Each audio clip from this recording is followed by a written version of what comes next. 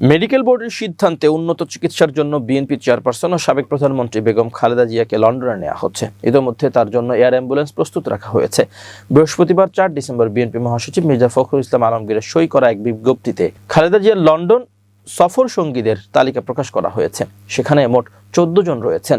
তালিকা অনুযায়ী খালেদা জিয়ার সঙ্গে 6 জন চিকিৎসক লন্ডনে যাচ্ছেন। তারা হলেন doctor Abu Zafar Mohammad Zahid Hossain, doctor Fakhruddin Mohammad Siddiqui, doctor Shahabuddin Talukder, doctor Nuruddin Ahmed, doctor Zafar Iqbal ও ডাক্তার মোহাম্মদ আল মামুন।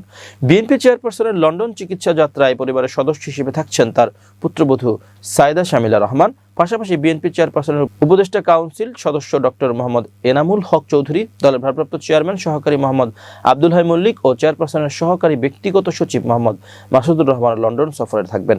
নিরাপত্তার অংশ হিসেবে স্পেশাল সিকিউরিটি ফোর্স এসএসএফ এর সদস্য হাসান শাহরিয়ার ইকবাল ও সৈয়দ সামিন মাহফুজ সফর সঙ্গী হচ্ছেন। গৃহ পরিচারিকা ফাতেমা বেগম এবং রূপ শিকদারও লন্ডনে যাবেন। ব্যক্তিগত চিকিৎসক AZM জাহিদ হোসেন জানিয়েছেন,